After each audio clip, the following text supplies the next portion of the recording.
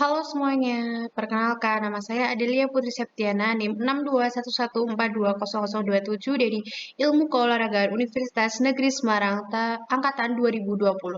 Untuk memenuhi mata kuliah pedagogi olahraga, di sini saya akan menganalisis pembelajaran gerak pada pelajaran PJOK kelas 5 SD semester 1 tahun ajaran 2020-2021. Oke, tujuan pembelajaran pada PJOK kali ini yang pertama tentang teori. Dengan membaca dan melihat berbagai sumber belajar, peserta didik dapat mengidentifikasi gerak dasar seperti lokomotor, non-lokomotor, manipulatif, dan mengkombinasikan dengan permainan bola besar, terutama pada sepak bola secara cekatan dan terampil. Yang kedua tentang praktek. Secara praktek, dengan melihat video, peserta didik dapat mempraktekkan gerak dasar sepak bola, lokomotor, non-lokomotor, dan manipulatif, dan mengkombinasikan dengan permainan bola besar sepak bola dengan cekatan tentunya. Oke, materi pembelajarannya tentang harus paham dulu pertama tentang gerak dasar. Gerak dasar itu pada dasarnya dibagi menjadi tiga. Yang pertama lokomotor, non-lokomotor, dan manipulatif. Dan pada materi pembelajaran kali ini akan dikombinasikan dengan permainan sepak bola. Oke, aktivitas pembelajarannya yang pertama indikatornya menjelaskan, mengidentifikasi, dan menganalisis pembelajaran gerak lokomotor. Jadi, gerak lokomotor merupakan gerakan yang dilakukan oleh tubuh kita yang ditandai dengan perpindahan tempat dari tempat satu ke tempat yang lain.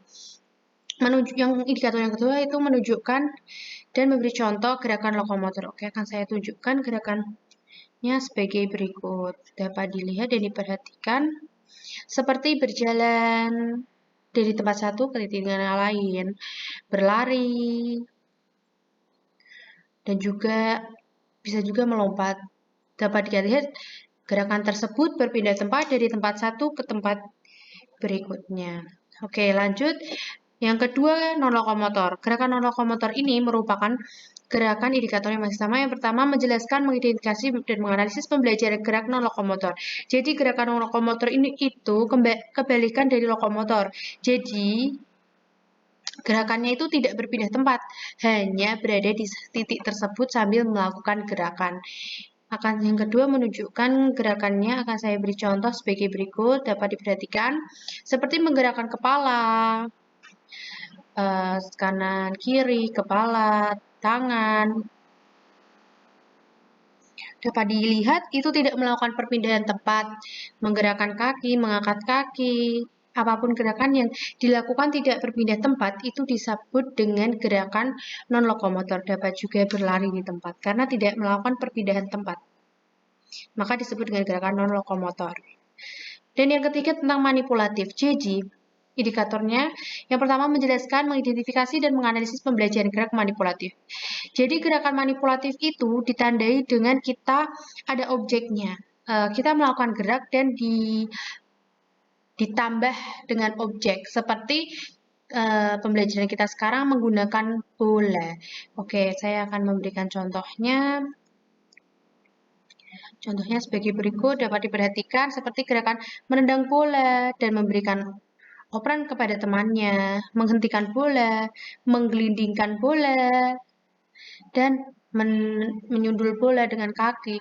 Apapun gerakan yang ada objeknya disebut gerakan manipulatif.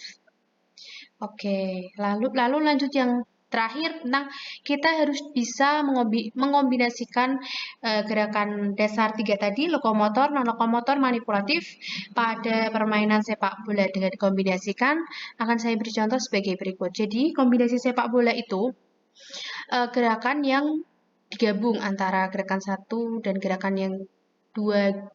Seperti contoh, dapat kita lihat gerakan berlari merupakan gerakan lokomotor dan menendang merupakan gerakan manipulatif karena ada objek bola. Dan yang terakhir dapat kita lihat lagi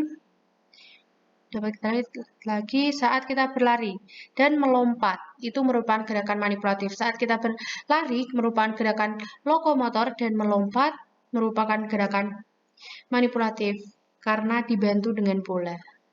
Dan juga non-lokomotor melompat dan ada bola dan ada gerakan manipulatif. Jadi disebut dengan gerakan kombinasi dari gerakan ketiga gerakan tersebut.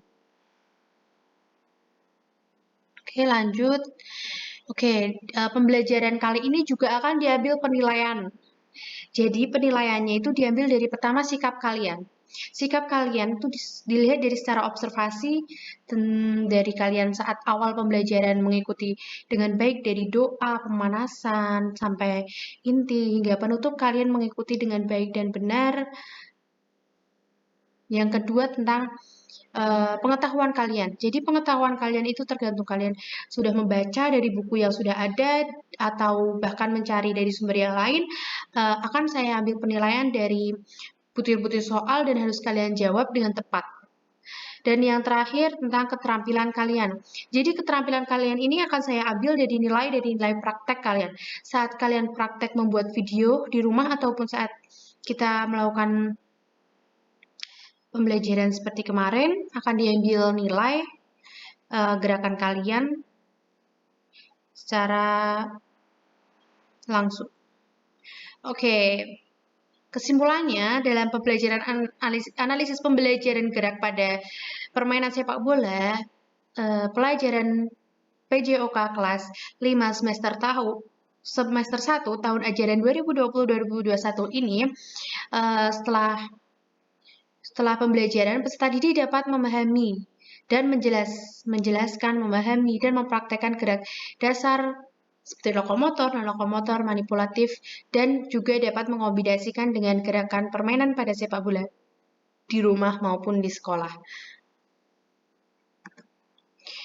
Sekian, terima kasih semoga dengan adanya pembelajaran kali ini semoga dapat bermanfaat dan walaupun dalam keadaan seperti ini jarang kita melakukan tatap muka, semoga kalian tetap semangat untuk belajar dan selalu jaga kesehatan.